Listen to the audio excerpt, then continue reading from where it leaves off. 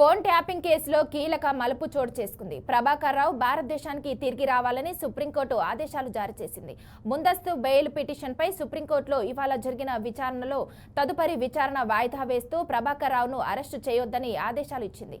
ప్రభాకర్ రావును పాస్పోర్టు ఇవ్వాలన్న ధర్మాసనం తీర్పు ఇచ్చింది. పాస్పోర్టు అందిన 3 రోజుల్లోనే భారత్కు రావాలని ప్రభాకర్ రావు సూచించింది. ఈ మేరకు తదుపరి విచారణను ఆగస్టు 5కి వాయిదా వేసినట్లు ధర్మాసనం వెల్లడించింది.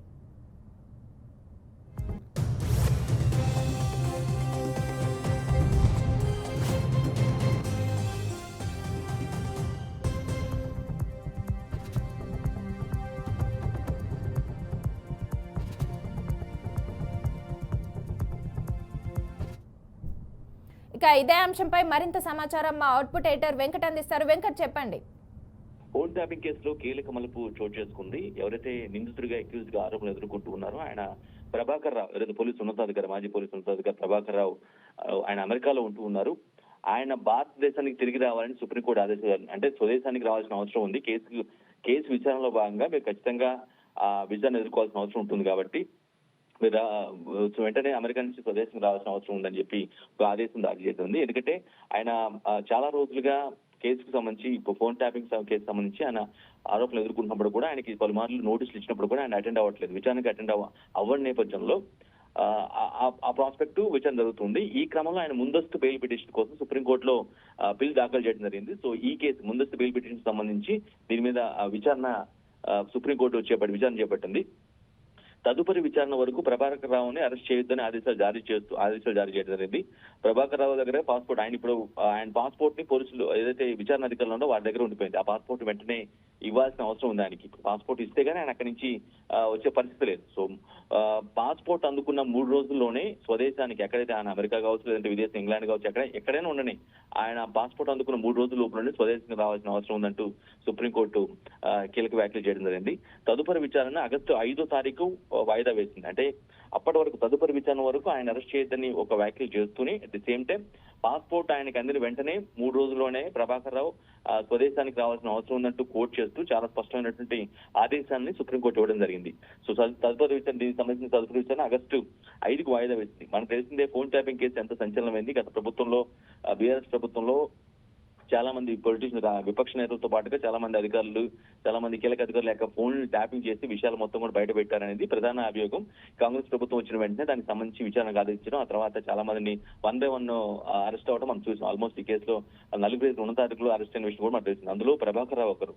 ఈయన చాలా రోజులుగా కేసు విచారణ తప్పించుకున్న పరిస్థితి కనిపిస్తుంది. అఫ్కోర్స్ ఆయన అమెరికాలో ఉండటం వల్ల తను కుదరదని చెప్పేసి రాకపోవటం, రీజన్స్, రకరకాల రీజన్స్ చెప్తూ వస్తూ ఉన్నారు. సో ముందస్తు బెయిల్ పిటిషన్ కోసం పలుమార్లు పిల్ కూడా దాఖలు చేశారు. సో ఇప్పుడు ఈ రోజు మాత్రం ఏదైతే ముందస్తు బెయిల్ పిటిషన్ వేసినటువంటి బిల్ పైన సుప్రీంకోర్టు విచారణ చేపట్టడం, కొన్ని కీలక ఆదేశాలు జారీ చేయడం జరిగింది.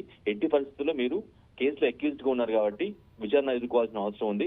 ఖచ్చితంగా మీరు ఎక్కడున్నా రావాల్సిన అవసరం ఉందంటూ ప్రభాకర్ రావుకు సుప్రీంకోర్టు కీలక ఆదేశాలు జారీ చేసింది. వన్స్ ఆయనకి, సో అందులో భాగంగా ఆయన వచ్చేలాగా ఆయన పాస్పోర్ట్ ని ఎవరైతే పోలీసు అధికారులు సీజ్ చేశారో వెంటనే ఆ పాస్పోర్ట్ ని సీజ్ ఆఫ్ చేసేసి వెంటనే ఆ పాస్పోర్ట్ ఆయనకి ఇచ్చేస్తే 3 రోజుల్లో పాస్పోర్ట్ అందుకున్న 3 రోజుల్లోనే అమెరికా నుంచి భారత్కు రావాల్సిన అవసరం ఉందని చెప్పి చాలా స్పష్టంగా సుప్రీంకోర్టు గైడ్లైన్స్ జారీ చేసింది. అప్పటి వరకు, అంటే కేసు తదుపరి విచారణ, సపోజ్ కేసు ఆగస్టు 5కు వాయిదా వేసింది కాబట్టి, సో ఇప్పుడు ప్రస్తుతం మేలో ఉన్నాం, జూన్, జూలై, 2 నెలలు దాదాపు 2 నెలలు గడువు ఉంది కాబట్టి అప్పుడు తదుపరి విచారణ వచ్చేంత వరకు కూడా ఆయన అరెస్ట్ చేయొద్దంటూ కూడా కీలక ఆదేశాలు జారీ చేసింది. సో కొంతమేరకు పోలీసులు, అంటే విచారణాధికారులు ఎవరైతే ఉన్నారో దీనికి సంబంధించి సిట్ అధికారులు కొంత పురోగతి సాధించినట్టుగా భావించాల్సి ఉంది. ఎందుకంటే ఆయన్ని విచారించాల్సిన అవసరం ఉంది, బట్ ఆయన అందుబాటులో లేరంటూ పలుమార్లు కోర్టుకు వివరించిన పరిస్థితి ప్రభుత్వానికి కూడా చెప్తున్నారు. కేసు దర్యాప్తు ఏమైంది అన్న ప్రాస్పెక్ట్ వచ్చినప్పుడు ప్రతిసారి కూడా ఆయన అందుబాటులో లేదు, ఆయన అమెరికాలో ఉండిపోయారు, ఆయన రావట్లేదు, సో ఆయన రప్పించేందుకు మనం న్యాయపరంగా వెళ్లాల్సిన అవసరం ఉందంటూ చాలా సార్లు ప్రభుత్వానికి చెప్పడం, కోర్టు కూడా చెప్పడం జరిగింది. సో కోర్టులో ఏదైతే ముందస్తు బెయిల్ పిటిషన్ దాఖలు చేశారో, అంటే అరెస్ట్ కాకుండా ముందస్తు బెయిల్ పిటిషన్ కోసం ప్రభాకర్ రావే దాఖలు చేయడంతో దాన్ని విచారణ చేపట్టి ఈ కీలక ఆదేశాలు జారీ చేసింది. Manasa. Okay, thank you Venkat.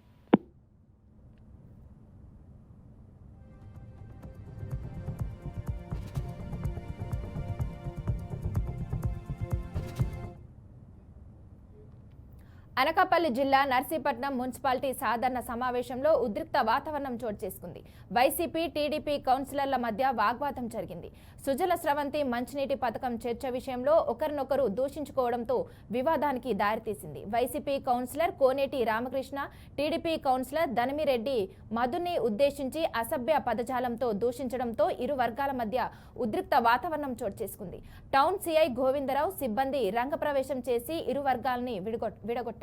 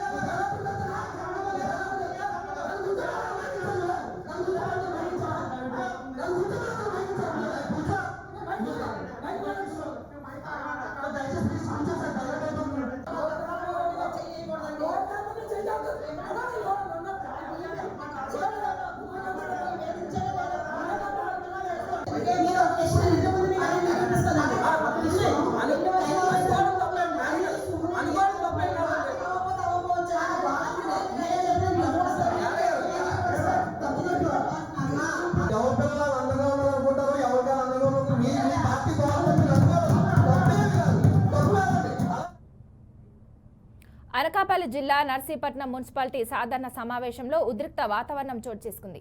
YCP, TDP కౌన్సిలర్ల మధ్య వాగ్వాదం జరిగింది. ఇక ఇదే అంశంపై మా ప్రతినిధి నాయుడు అందిస్తారు. నాయుడు, చెప్పండి. థ్యాంక్ యూ మనసా. ప్రజల సమస్యలపై ఏదైతే మున్సిపల్ సమావేశంలో మాట్లాడాల్సిన సమయంలో అయితే మాత్రం ఇటు పార్టీలకు అతీతంగా జరగాల్సిన సమావేశం కావచ్చు, అదేవిధంగా పార్టీ అందరూ కూడా సమావేశం ప్రజలకు ఉపయోగపడే మాటలు మాట్లాడాల్సిన సమయంలో అయితే మాత్రం ఇద్దరు కౌన్సిలర్ల తీరు అయితే మాత్రం ఇక్కడ చాలా వివాదాస్పదంగా మారిన పరిస్థితి అయితే ఉంది. అంటే ప్రత్యేకించి బూతు పురాణం అందుకోవడం, అదేవిధంగా ఒక సభ్యుడిని ఉద్దేశించి మరో సభ్యుడు అలాంటి మాటలు మాట్లాడడం అయితే మాత్రం చాలా అసభ్యకరంగా ఉన్న పరిస్థితి మనకు కనిపిస్తుంది. అయితే ఇటువంటి పరిస్థితి అనకాపల్లి జిల్లాకు సంబంధించి నర్సీపట్నం మున్సిపాలిటీలో ఈ రోజు జరిగిన పరిస్థితి అయితే మనకు కనిపిస్తుంది. అయితే ప్రధానంగా చూసుకున్నట్టయితే కనుక అదే వైసీపీకి సంబంధించి ఇటు వైసీపీ, టీడీపీ కౌన్సిలర్ల మధ్య అయితే మాత్రం ఇది చివరికి కొట్లాట వరకు కూడా వెళ్ళిన పరిస్థితి మనకి కనిపిస్తుంది. పూర్తి స్థాయిలో ఇటు వైసీపీ సంబంధించి కౌన్సిలర్ కోనేటి రామకృష్ణ, అదేవిధంగా టీడీపీ కౌన్సిలర్ ఉద్దేశించి వ్యతిరేకంగా భూత పురాణం అందుకోవడంతో అయితే ఈ గొడవ కూడా జరిగినట్టుగా కూడా మనకు తెలియవచ్చింది. అయితే దీనికి సంబంధించి టీడీపీ కౌన్సిలర్ ఎవరైతే ధనమిరెడ్డి మధు ఉన్నారో ఈయన మధ్య కూడా పూర్తి స్థాయిలో వాదోపవాదాలు, అంటే డైరెక్ట్ ఇంకా పర్సనల్ గా కూడా ఇద్దరు కూడా ఏకవచనంతో కూడా మాట్లాడుకొని అదేవిధంగా భూత పురాణం లంఘించుకోవడంతో అయితే మాత్రం ఇక్కడైతే వివాదం అయితే మరింతగా కూడా ముగిసిన పరిస్థితి అయితే ఉంది. దీనికి సంబంధించి వెంటనే పోలీసులు రంగప్రవేశం చేయడంతో కాస్త ఈ ఉద్రిక్తకర పరిస్థితులు అయితే మారిన సర్దుమణిగిన పరిస్థితి.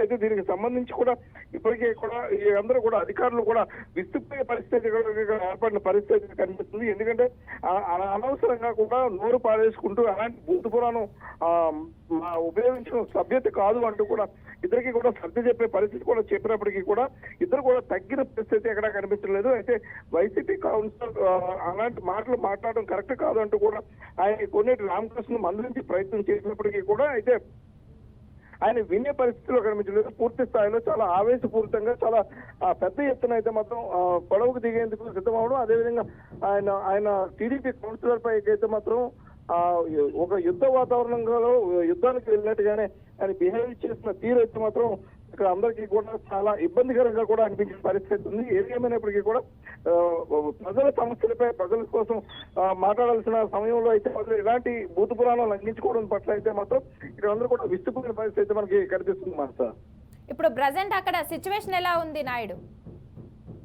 పోలీసులు వచ్చి ఇద్దరిని కూడా సముదాయించే పరిస్థితి చేస్తున్నారు. అయితే ఈ సముదాయించడంతో సిఐ గోవిందరావు ఇక్కడ చాకచక్యంగా వ్యవహరిస్తూ ఇద్దరిలో కూడా ఒకరిని బయటకు తీసుకువచ్చి వాళ్ళకి మందలించే ప్రయత్నం చేస్తున్నారు.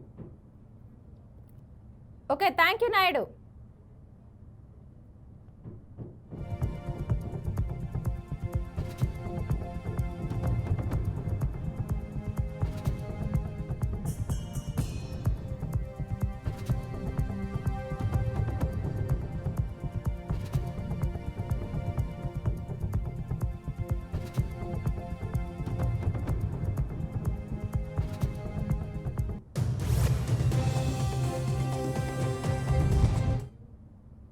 రైట్, ఇక బ్రేకింగ్ న్యూస్ చూస్తున్నాం. కవితకు షోకాజ్ నోటీసులు ఇచ్చినట్టుగా చూస్తున్నాం.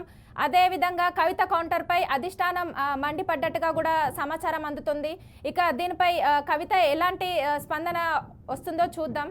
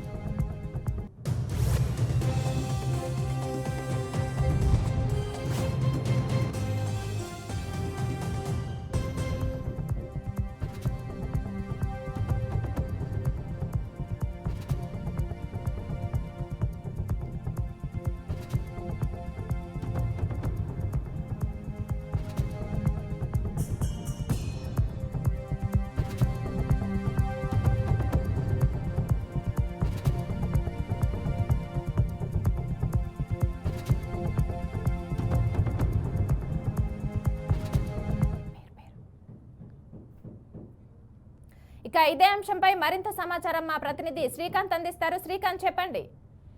రైట్, మానస, ఏదైతే కవిత ఇవాళ చేసినటువంటి కామెంట్స్ సంచలనంగా మారి అయితే ఈ వ్యాఖ్యలపైనే బీఆర్ఎస్ అధిష్టానం అనేది వేటు వేసినట్టుగా మనకు సమాచారం తెలుస్తోంది.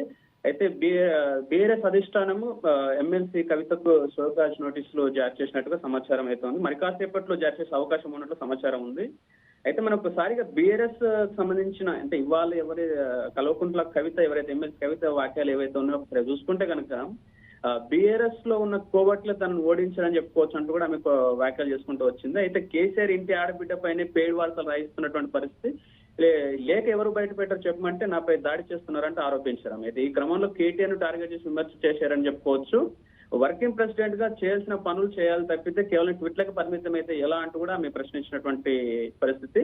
అయితే తనది బీఆర్ఎస్ పార్టీని, కొత్త పార్టీలు ఎందుకు, ఉన్న పార్టీని కేసీఆర్ ను కాపాడుకుంటే సరిపోతుంది, ఉన్న పార్టీని కేసీఆర్ ను అలాగే నా కార్యకర్తలను కాపాడుకుంటే సరిపోతుంది అంటూ కూడా ఆమె వ్యాఖ్యలు చేయడం. అయితే ఇప్పుడు ఈ విషయాలకు సంబంధించి ఇవి మాట్లాడిన మాటలు ఏమవుతున్నావు పార్టీకి సంబంధించిన అంతర్గత విషయాలు అనేది బయట పెట్టడంపై షోకాజ్ నోటీస్ తో వేటు వేసినట్టు కూడా ప్రస్తుతం మనకు వస్తున్నటువంటి సమాచారము. అయితే ఎమ్మెల్సీ కవిత ఇవాళ ఏదైతే తాజాగా చేసినటువంటి చిట్ చాట్లు ఏదైతే ఉందో దాంట్లో ఇవి చాలా రకాలుగా మాజీ మంత్రి ప్రస్తుత ఎమ్మెల్యే కేటీఆర్ పైనే అస్సలు సందేశం చెప్పుకోవచ్చు. Okay, thank you Srikanth.